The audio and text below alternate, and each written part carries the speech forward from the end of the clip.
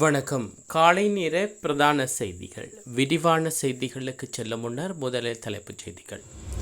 கடவுச்சீட்டு நெரிசல் தொடர்பில் மன்னிப்பு கோரிய ஜனாதிபதி. உயர்தர பரீட்சையின் மீள்திருத்த பெறுபேறுகள் வெளியாயின. மனைவியுடன் சேர்த்து வைக்க கோரி மரத்திலேறி போராடிய கணவர். தமிழ் மக்களை பழிவாங்க முற்படும் ரணில் நாடாளுமன்றத்தில் சுமந்திரன் குற்றச்சாட்டு. பாலியல் குற்றவாளிகளுக்கு மரண தண்டனை மேற்கு வங்காளத்தில் சட்டமூலம் நிறைவேற்றம். வெனிசுலா ஜனாதிபதிக்கு சொந்தமான ரூபாய் 400 கோடி சொகுசு விமானத்தை பறிமுறை செய்த அமெரிக்கா. கடவுச்சீட்டு பெறும் நடவடிக்கையில் ஏற்பட்டுள்ள நெரிசலை விரைவில் தீர்ப்பதற்கு அரசாங்க நடவடிக்கை எடுத்து வருவதாக சுயேட்சை வேட்பாளர் ஜனாதிபதி ரணில் விக்ரமசிங்க தெரிவித்துள்ளார். தொழில் வல்லுநர்கள் சங்கத்தின் ஏற்பாட்டில் கொழும்பில் இடம்பெற்ற நிகழ்வொன்றில் கலந்து கொண்டு கருத்து தெரிவிக்கையிலேயே அவர் இந்த விடயத்தை தெரிவித்துள்ளார்.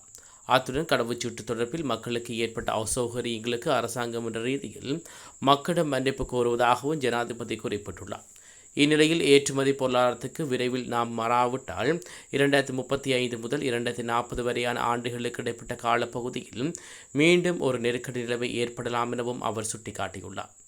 அத்துடன் இனம், சாதி, மதம் அன்றி நாட்டின் பொருளாதார நெருக்கடிகள் குறித்து கருத்தில் கொள்ளப்படும் தேர்தல் எதிர்கொள்வதில் தாம் மகிழ்ச்சி அடைவதாக சுயேட்சை வேட்பாளரான ஜனாதிபதி ரணில் விக்ரமசிங்க தெரிவித்துள்ளார். 2023-2024 கல்வி பொருத்தராதர உயர்தர பரீட்சையின் மீள்திருத்த பெறுபேறுகள் வெளியாகியுள்ளன. பரீட்சைகள் திணைக்களம் இதனை தெரிவித்துள்ளது. இந்த பெறுபேறுகளை www.donors.lk என்ற இணையத்தில் பார்வையிட முடியும் என்று குறிப்பிடப்பட்டுள்ளது. நாடு நெருக்கடி நிலையை சந்திப்பதற்கு ரணில் மற்றும் மஹிந்த தரப்பினரே பொறுப்பானவர்கள் என தேசிய மக்கள் சக்தியின் ஜனாதிபதி வேட்பாளர் அருணகுமார திசாநாயக்க தெரிவித்துள்ளார். பதுளையில் இடம்பெற்ற மக்கள் சந்திப்பில் கலந்து கொண்டு அவர் இந்த விடயத்தை குறிப்பிட்டுள்ளார். தாம் இல்லாவிட்டால் நாடு மீண்டும் பொருளாதார நெருக்கடியை எதிர்கொள்ளும் என ரணில் விக்ரமசிங்க அச்சுறுத்தலை விடுவிக்கின்றார். இதனையே கடந்த காலத்தின் முன்னர் ஜனாதிபதி மஹிந்த ராஜபக்சவும் முன்வைத்திருந்தார். தாம் இல்லாவிட்டால் நாட்டுக்கு பாதுகாப்பு இல்லை என்றார். அதற்கு அஞ்சி மக்கள் அவருக்கு வாக்களித்தனர்.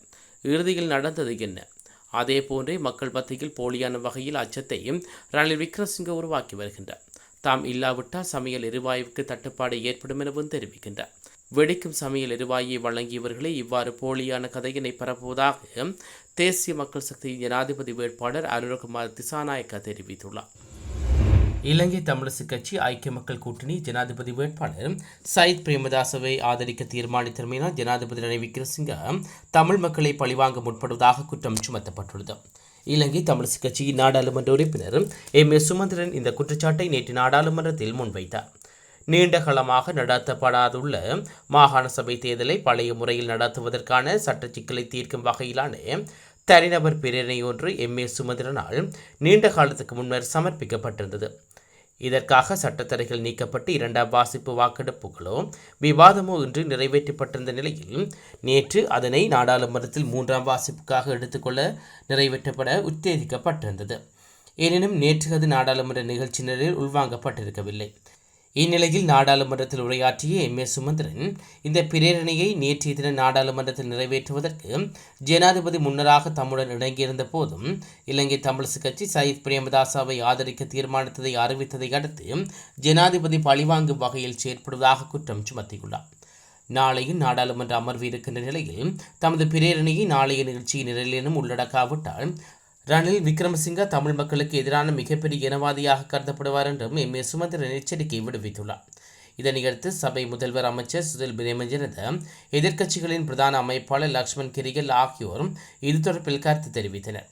எனினும் ஸ்ரீலங்கா பொதுஜன பெரமுனவின் நாடாளுமன்ற உறுப்பினர் கே.விந்து குமாரதுங்க மற்றும் நாடாளுமன்ற உறுப்பினர் பிமல் வீரவன்ச ஆகியோர் இப்பிரேரணைக்கு எதிர்ப்பு தெரிவித்தனர். இறுதியாக மீண்டும் எழுந்த நாடாளுமன்ற உறுப்பினர் எம்.ஏ. சுமந்திரன் ரணில் விக்ரமசிங்க இந்த தனிநபர் பிரேரணையை ஜனாதிபதி தேர்தலுக்கு முன்னர் நிறைவேற்றி தருவதாக தமக்கு உறுதியளித்ததாகவும் ஆனால் அவர் தற்போது மிகப்பெரிய இனவாதியாக செயல்பட்டிருப்பதாகவும் குற்றம் சுமத்தப்பட்டிருக்கிறது. ஜனாதிபதி தேர்தலுடன் தொடர்புடைய முறைப்பாடுகள் எண்ணிக்கை 2098 அதிகரித்துள்ளதாக தேர்தல்கள் ஆணைக்குழு அறிவித்துள்ளது. கடந்த ஜூலை மாதம் 31ஆம் தேதி முதல் இதுவரையான காலப்பகுதியில் இந்த முறைப்பாடுகள் பதிவாகியுள்ளன. அதே நேரம் நேற்றைய தினம் தேர்தல் சட்டத்தை மீறியமை தொடர்பில் 122 முறைப்பாடுகள் கிடைக்கப்பட்டுள்ளதாக தேர்தல் ஆணைக்குழு குறிப்பிட்டுள்ளது. தனது மனைவியை மீட்டு தருமாறு கோரி குடும்பஸ்தர் ஒருவர் வவுனியா காவல் நிலையம் முன்பாக நேற்று மரத்திலேறி போராட்டத்தில் ஈடுபட்டார். வவுனியா பண்டாரிக்குளம் பகுதியைச் சேர்ந்த 2 பிள்ளைகளின் தந்தையே இவ்வாறு போராட்டத்தில் ஈடுபட்டிருந்தார். தனது மனைவி தன்னை விட்டு பிரிந்து விட்டதாகவும் அவரை தன்னுடன் சேர்த்து வைக்குமாறு கோரிய இந்த நபர் மரத்திலேறி இந்த போராட்டத்தை முன்னெடுத்திருந்தார். நீண்ட நேரமாக மரத்திலிருந்து அவர் இறங்காமல் இருந்தமையினால் குறித்த பகுதியில் பரபரப்பான சூழல் ஏற்பட்டதாக எமது செய்தியாளர் தெரிவித்துள்ளார். பின்னர் காவல்துறையினர் மற்றும் பொதுமக்களின் வேண்டுகோளுக்கிணங்க அவர் மரத்திலிருந்து கீழே இறங்கி சென்றிருந்தமை குறிப்பிடத்தக்கது.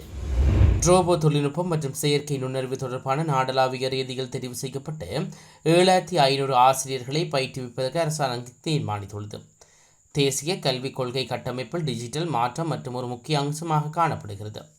அதற்காக செயற்கை நுண்ணறிவு மற்றும் புதிய தொழில்நுட்பங்களை பயன்படுத்துவதற்கு அரசு மற்றும் தனியார் துறைகளின் ஆதரவை பெறுவதற்கு அவதானம் செலுத்தப்பட்டுள்ளது. இதற்கமைய தகவல் தொழில்நுட்பம், மெகாட்ரோனிக் மற்றும் ரோபோ தொழில்நுட்பம் தொடர்பான நடைமுறை கல்வியினை தொழில்நுட்ப கல்வி ஊடாக நடத்தும் வகையில் முன்வைக்கப்பட்ட யோசனைக்கு அமைச்சரவை அங்கீகாரம் வழங்கியுள்ளது. பெருந்தோட்ட தொழிலாளர்களது வேதன அதிகரிப்பு தொடர்பான தேசிய வேதன நிர்ணய சபை நேற்று தினம் கூடிய போது தீர்மானம் எதுவுமின்றி ஒத்திவைக்கப்பட்டுள்ளது. இதன்போது 1350 ரூபாய் நாளாந்த அடிப்படை வேதனத்தை வழங்குவதற்கு பெருந்தோட்ட நிறுவனங்கள் இணங்கிய போது மேலதிக கொடுப்பனவுகளை வழங்க இணையவில்லை. அவ்வாறு 350 ரூபாய் மேலதிக கொடுப்பனவு வழங்குவதாயின் நாளாந்த நிர்ணயிக்கப்பட்ட கொழுந்து நிறைக்கு மேலதிகமாக 7 கிலோ பறிக்க வேண்டும் என்றும் நிபந்தனை முன்வைக்கப்பட்டதாகவும் தெரிவிக்கப்படுகிறது. இதனை பெருந்தோட்ட தொழிலாளர்கள் சங்கம் நிராகரித்ததுடன் தெளிவான இணக்கப்பாடு காணப்படாத நிலையில் எதிர்வரும் 10ஆம் தேதி மீண்டும் தேசிய வேதன நிர்ணய சபையை கூட்டுவதற்கு தீர்மானிக்கப்பட்டுள்ளதாக தெரிவிக்கப்பட்டுள்ளது.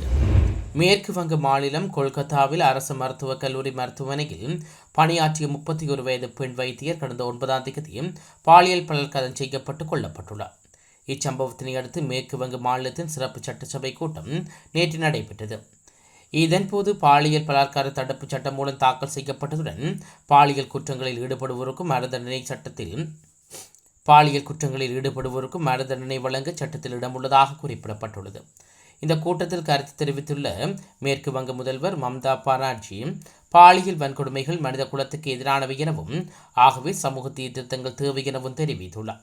இதனைத் தொடர்ந்து குறித்த சட்டமூல சட்டசபையில் ஒரு மனதாக நிறைவேற்றப்பட்டது. உக்ரைனின் போல்டோவா நகரின் மீது ரஷ்யா நடத்திய ஏவுகணை தாக்குதலில் 40க்கும் மேற்பட்டோர் உயிரிழந்துள்ளார்கள். அத்துடன் 180 பேர் வரையில் காயமடைந்துள்ளதாக அந்நாட்டு ஜனாதிபதி வோலோடிமிர் தெரிவித்துள்ளார். இதேவேளை நேற்றைய தினம் கார்கிவ் நகரில் ரஷ்யா வான்வழி தாக்குதலை நடத்தியிருந்தது. ரஷ்யா மீண்டும் கார்கிவ் நகரை அச்சுறுத்துவதாகவும் உட்கட்டமைப்பு மற்றும் அந்நகரத்தை இலக்கு வைத்து இந்த தாக்குதல் நடத்தப்படுவதாகவும் உக்ரைன் ஜனாதிபதி வோலோடிமிர் குறிப்பிட்டுள்ளார். இஸ்ரேலுக்கான சில ஆயுத விற்பனையை இடைநிறுத்தியுள்ளதாக பிரித்தானியா அறிவித்துள்ளது. சர்வதேச மட்டத்தில் கடுமையான மீறல்களை மேற்கொள்வதற்கு குறித்து ஆயுதங்கள் பயன்படுத்தப்படலாம் என சுட்டிக்காட்டிய பிரித்தானியா இந்த தீர்மானத்தை எடுத்துள்ளது. இதன்படி இஸ்ரேலுக்காக 350 ஆயுத ஏற்றுமதி உரிமைகளில் 30 உரிமைகளை பிரித்தானியா இடைநிறுத்தியுள்ளதாக பிரித்தானியா வெளியுறவுத்துறை செயலாளர் டேவிட் லாம்பி தெரிவித்துள்ளார். இந்நிலையில் பிரித்தானியாவில் குறித்த அறிவிப்பானது ஏமாற்றம் அளிப்பதாக இஸ்ரேல் குறிப்பிடப்பட்டுள்ளதாக வெளிநாட்டு ஊடகங்கள் செய்தி வெளியிட்டுள்ளன. வெனிசுலா ஜனாதிபதி நிக்கோலஸ் மதுராவுக்கு சொந்தமான சொகுசு விமானத்தை அமெரிக்கா பறிமுதல் செய்துள்ளது. இந்த விமானம் மோசடியாக வாங்கப்பட்டு அமெரிக்காவிலிருந்து கடத்தப்பட்டதாக அமெரிக்க அதிகாரிகள் குற்றம் சாட்டியுள்ளனர். குறித்த விமானம் டொமினிகா குடியரசில் வைத்து பறிமுதல் செய்யப்பட்டதுடன் இதன் பெறுமதி $13 பில்லியன் என தெரிவிக்கப்படுகிறது. விமானங்களை கண்காணிக்கும் வலைத்தளமான ஃப்ளைட் ராபர்ட் 224 படி இந்த விமானம் நேற்றைய தினம் காலை சாண்டா ரோமிலிருந்து ரொஃபோர்ட் லாடாவுக்கு புறப்பட்டுள்ளது. 2022ஆம் ஆண்டின் பிற்பகுதி மற்றும் 2023ஆம் ஆண்டின் முற்பகுதிக்கு இடையில் மதுராவுடன் தொடர்புடையவர்கள் தங்கள் அடையாளங்களை மறைத்து இந்த சொகுசு விமானத்தை வாங்கியதாக அமெரிக்க அதிகாரிகள் தெரிவித்துள்ளதாக வெளிநாட்டு ஊடகங்கள் செய்தி வெளியிட்டுள்ளன. சீனாவின் ஷாங்டின் மாகாணத்தில் பாடசாலை பேருந்து கொண்டு வீதியோரம் நின்ற சிலர் மீது மோதியதில் 5 மாணவர்கள் உட்பட 11 பேர் உயிரிழந்துள்ளார்கள்.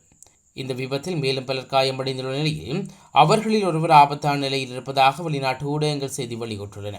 பேருந்து கட்டுப்பாட்டை இழந்ததை அடுத்து இந்த விபத்து நேர்ந்துள்ளதாக விசாரணைகள் மூலம் தெரிய வந்துள்ளதாக அந்நாட்டு காவல்துறையினர் தெரிவித்துள்ளனர்.